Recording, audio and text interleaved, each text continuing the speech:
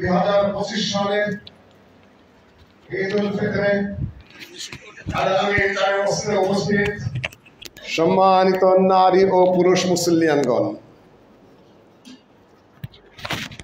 3-4টি বিষয়ে 3-4 মিনিট করে আপনাদের সামনে আলোচনা উপস্থাপন করার চেষ্টা করব ইনশাআল্লাহুল আজিজ, 20 থেকে 25 মিনিটের মধ্যে।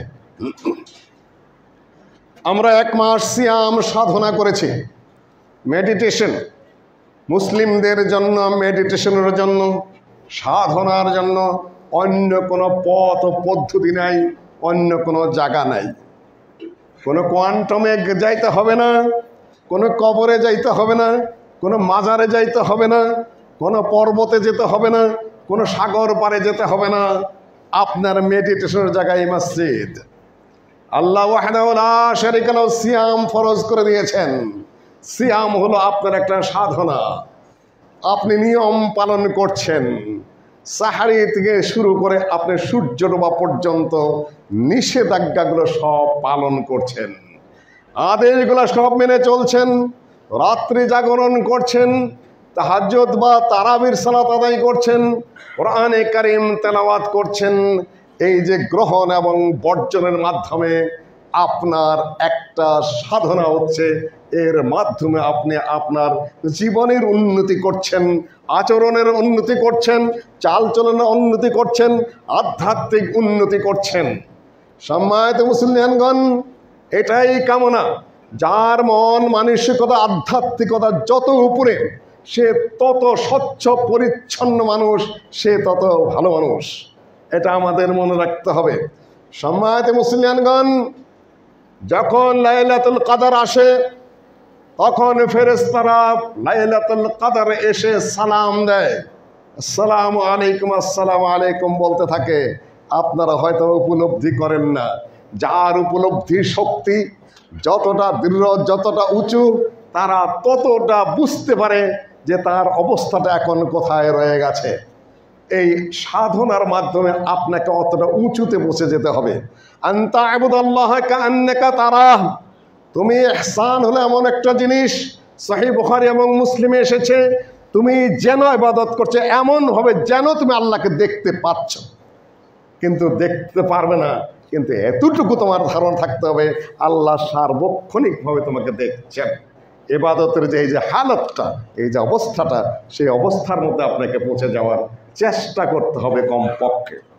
সম্মানিত মুসলিয়ানগণ, ফেরেশতারা সালাম দিতে থাকে, প্রত্যেককে সালাম দেয়।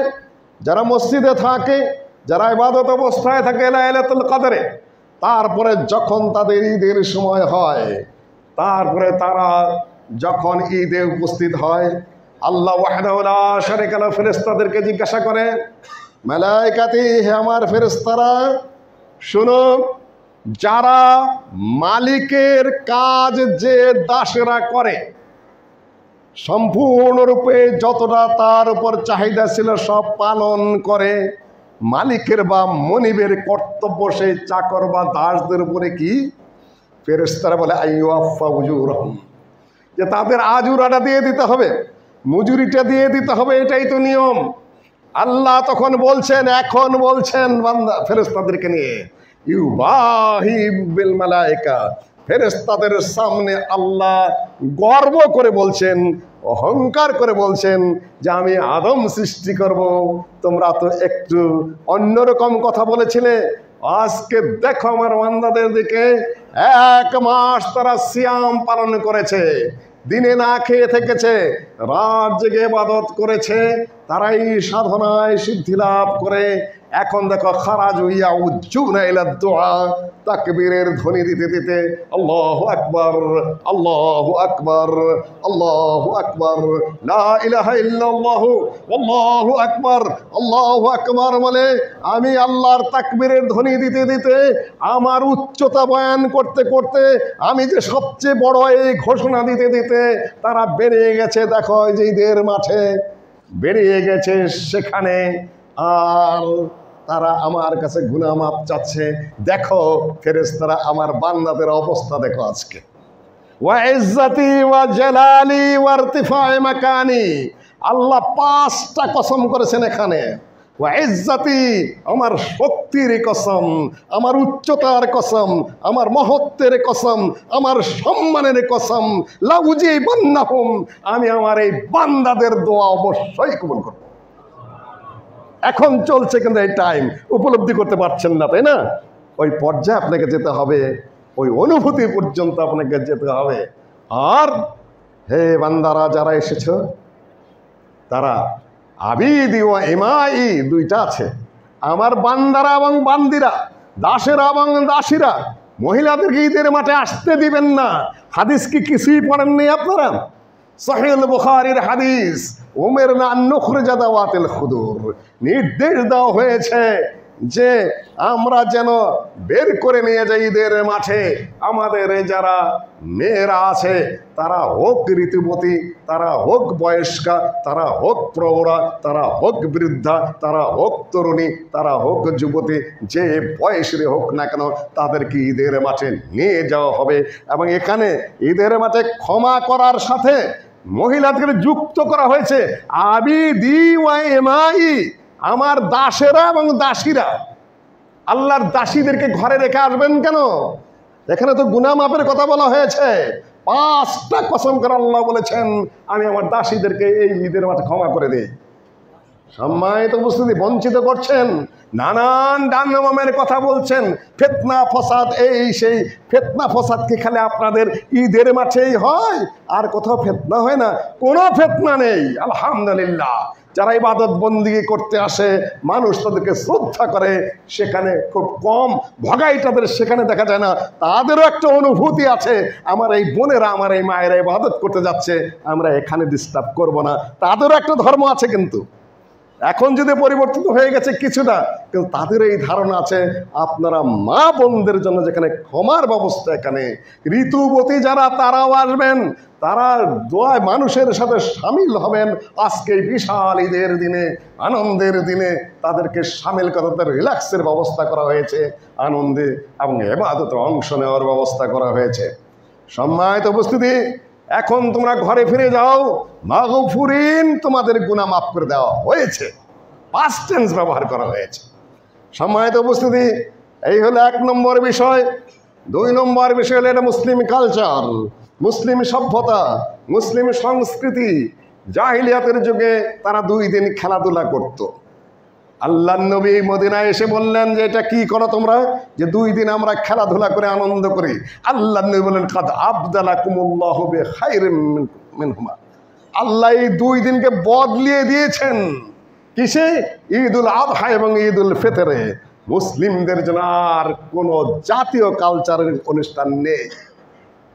এখন শুনতেছি এবার নাকি আবার নতুন আঙ্গিকে সেই জাহেলিয়াত আবার চলবেই। তার লাভ হলো কি? আমি দৃঢ় কণ্ঠে বলতে চাই, শেখ সাহেবের মূর্তি যদি ওই সরে থাকে, জিয়াউর রহমানের মূর্তি হবে না, আবু সাইদের মূর্তিও হবে না। মূর্তি মূর্তি মূর্তি হারাম। কি বুঝাতে চাও তোমরা? একটি সরে আবার একটা বসাবা? এই ভুয়া কালচারের কোনো অবকাশ মুসলিম সমাজে নেই। যা গেছে গেছে, কুল জাল হক ওয়া যাহাকাল বাতিল ইন্নাল বাতিলা কানা যাহুকা।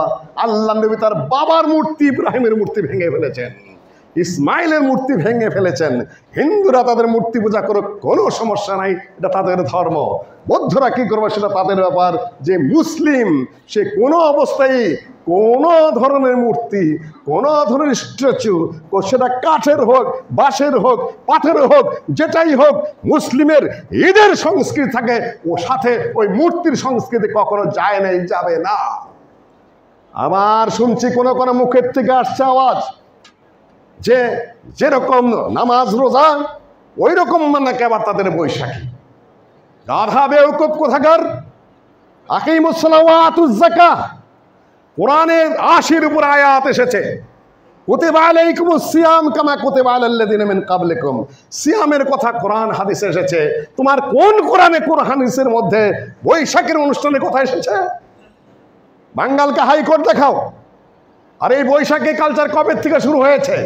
বাদশাহ আকবর অত্যাচার করার জন্য বাঙালিদের কাছ থেকে তাদের এই খাজনা তোলার জন্য দিন নির্ধারণ করা হয়েছে। এটা বাঙালির উপর অত্যাচারের দিবস পহেলা বৈশাখ।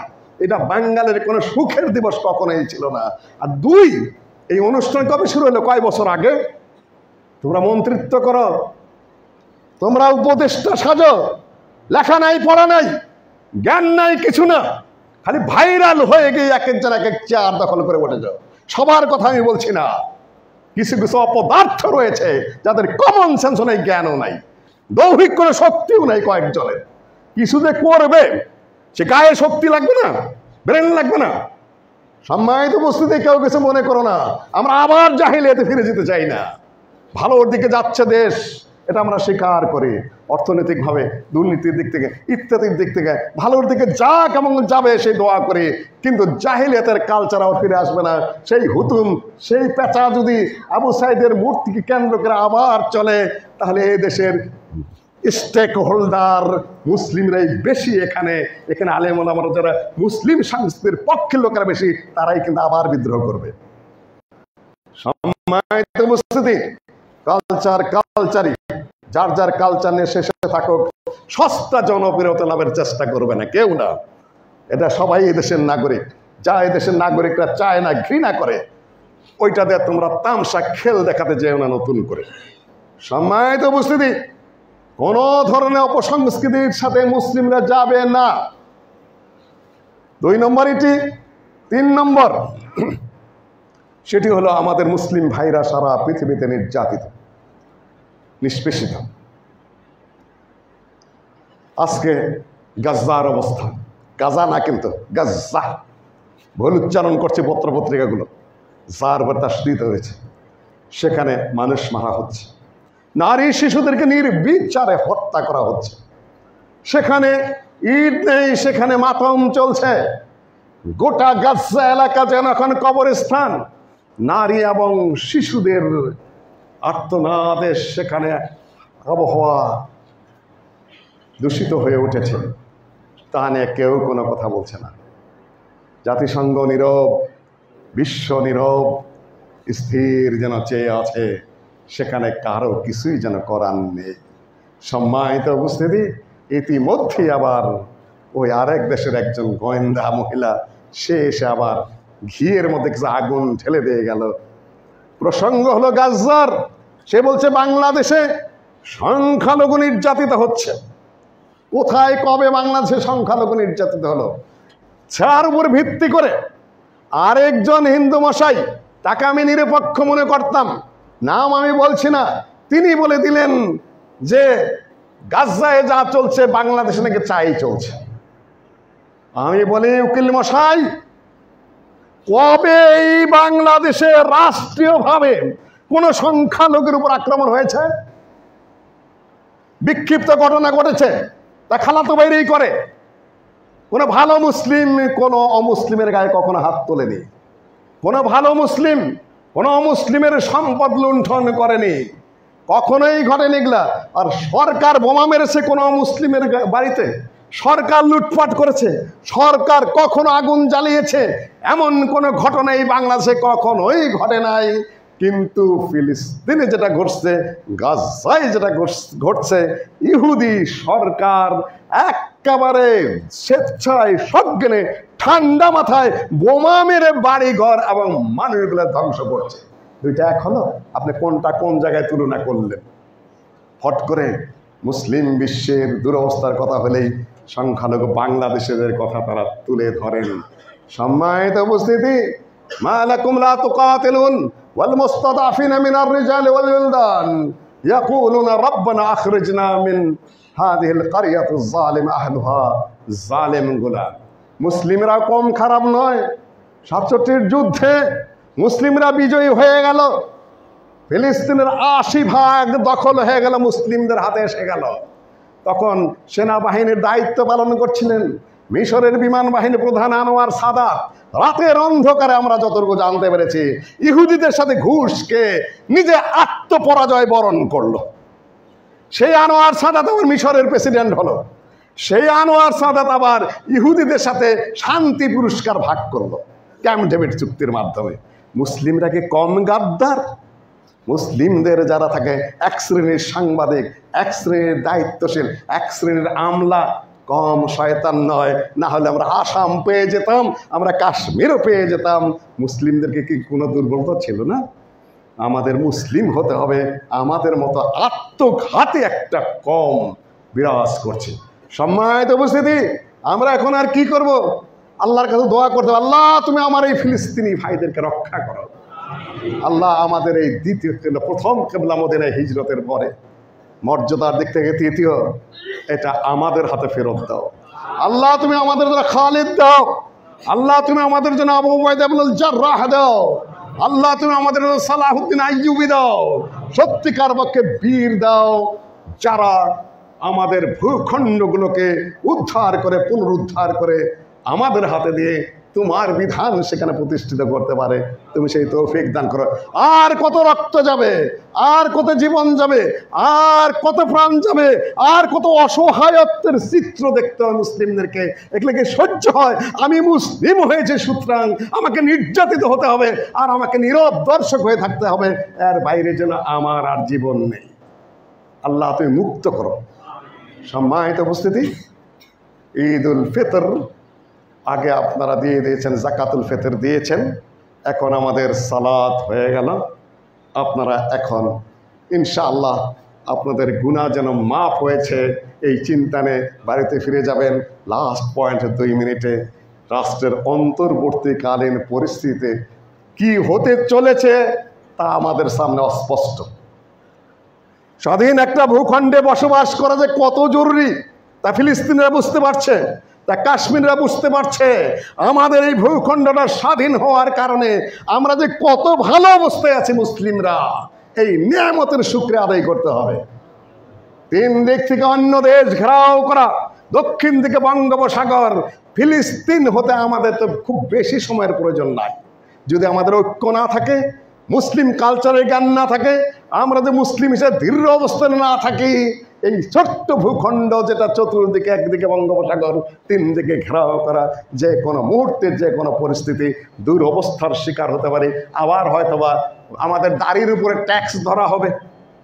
সমস্যা তো কিছুই নেই, মসজিদ বানাতে পারবো না আমরা, হয়ে যেতে পারে। ওই আন্দোলনগুলো করে করেই তো এই ভূখণ্ড স্বাধীন হয়েছে। একদিনে তো এই ভূখণ্ড নয়, যুগের পর যুগ, শত শত বছর আন্দোলন করতে হয়েছে। সেই ওহাবি আন্দোলন, সেই ফারায়েজি আন্দোলন, সেই তৃতীয় মিরের আন্দোলন, বিভিন্ন আন্দোলনের পরে এই ভূখণ্ডটুকু আমরা মুসলিমদের জন্য স্বাধীন অবস্থায় আছি। এই দেশটা যেন পরাজিত না হয়, এই দেশটা যেন পরাধীন না হয়, এই দেশটা যেন অন্যের হাতে কখনো চলে না যায়। ইনশাআল্লাহ যাবে না, এটা আমরা একেবারে আন্তরিক কাছে বিশ্বাস করি। কিন্তু তারপরেও সচেতন করে দেওয়া আমাদের কর্তব্য। সামনের যে সরকার রয়েছে, আপনি একটা সিদ্ধান্তের দিকে যান। মানুষ ঝুলন্ত রয়েছে, কি হবে সেটা স্পষ্ট করুন।